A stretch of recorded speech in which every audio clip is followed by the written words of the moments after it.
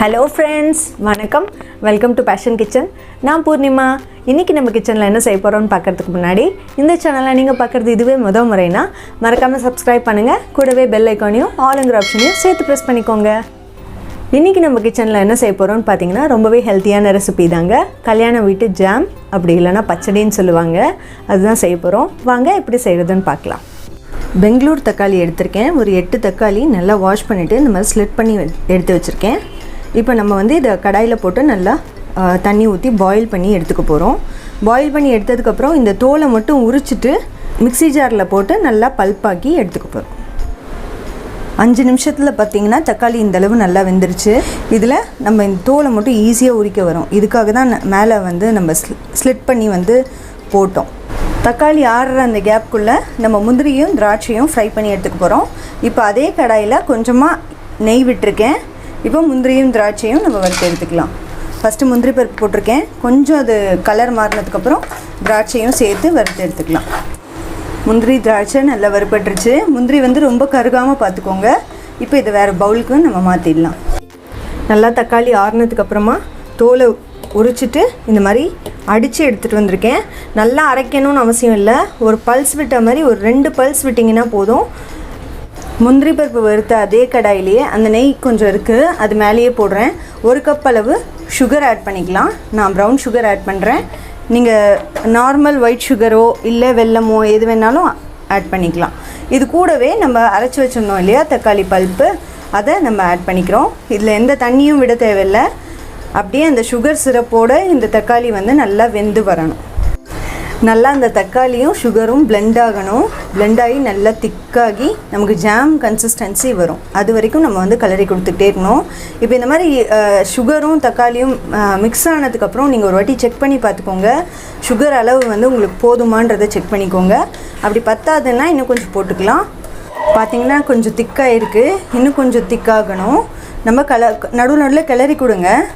இல்லைனா அடிபிடிச்சிடும். அடிபிடிச்சிருச்சுன்னா அந்த ஸ்மெல் வந்ததுன்னா நல்லா இருக்காது ஜாமு.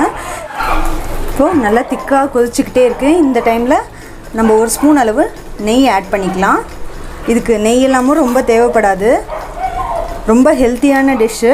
நீங்கள் இதுக்கப்புறம் எந்த ஃப்ரூட்ஸ் வேணாலும் இது கூட ஆட் பண்ணிக்கலாம். இப்போ இது கூடவே ஃப்ளேவருக்காக கொஞ்சமாக ஏலக்காய் பொடி ஆட் பண்ணிக்கிறேன். சிலர் வந்து பைனாப்பிள் எசன்ஸ் கூட ஆட் பண்ணிப்பாங்க. உங்களுக்கு என்ன டேஸ்ட்டு பிடிக்குதோ அதுக்கேற்ற மாதிரி ஆட் பண்ணிக்கோங்க. போட்டு நல்லா மிக்ஸ் பண்ணி விட்டுக்கலாம். பார்த்திங்கன்னா நல்லா திக்காக ஜாம் கன்சிஸ்டன்சி வந்துருச்சு. உங்களுக்கு பார்த்தீங்கன்னாவே தெரியும், பயங்கர கலர்ஃபுல்லாக இருக்குங்க. ஸ்மெல் பார்த்திங்கன்னா நல்லா கமகமகமான ஒரு வாசனை அடிக்குது வீடே. ரொம்ப டேஸ்டியாக இருக்கும் இந்த ரெசிபி. அவ்வளோதான். இதோடு நம்ம வந்து ஸ்டவ் ஆஃப் பண்ணிட போகிறோம். ஆஃப் பண்ணிவிட்டு நம்ம ஃப்ரூட்ஸ் ஆட் பண்ண போகிறோம். நான் கருப்பு திராட்சை எடுத்து வச்சுருக்கேன், பன்னீர் திராட்சை. இது வந்து எல்லாமே ஆஃப் பண்ணிட்டதுக்கப்புறம் தான் போடணும். நான் எல்லா ஃப்ரூட்ஸுமே 1/4 கப்பு தான் ஆட் பண்ண போகிறேன். உங்கள் டேஸ்ட்டுக்கு ஏற்ற மாதிரி நீங்கள் என்ன ஃப்ரூட் வேணுமோ அதை ஆட் பண்ணிக்கலாம். ஆப்பிள் ஆட் பண்ணுறேன். க்ரீன் கிரேப்ஸ், வாழைப்பழம்,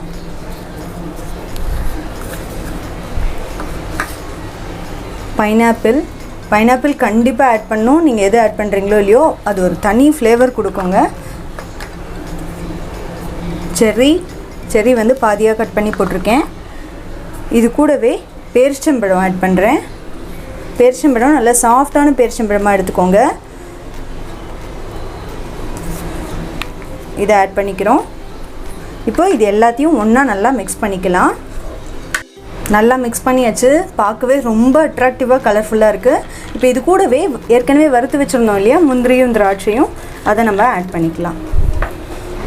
சூப்பரான ரொம்பவே அட்ராக்டிவான கல்யாண வீட்டு ஜாம் ரெடி ஆகிடுச்சுங்க. இதில் முக்கியமான விஷயம் பார்த்திங்கன்னா குழந்தைங்கள்லேருந்து பெரியவங்க வரைக்கும் எல்லோரும் விரும்பி சாப்பிடுவாங்க. இதில் எல்லா ஃப்ரூட்ஸும் இருக்கிறதுனால ரொம்ப ஹெல்த்தியும் கூட. இதை வந்து ஒரு 2 நாள் வரைக்கும் ஃப்ரிட்ஜில் வச்சு சாப்பிட்லாங்க. வீணாக போகாது. ரொம்ப டேஸ்டியான ரெசிபி. நீங்களும் செஞ்சு பாருங்கள். செஞ்சு பார்த்துட்டு உங்களோட கமெண்ட்ஸை மறக்காமல் சொல்லுங்கள். அடுத்து ஒரு இன்ட்ரெஸ்டிங்கான ரெசிபியில் உங்களை வந்து மீட் பண்ணுறேன். தேங்க்யூ.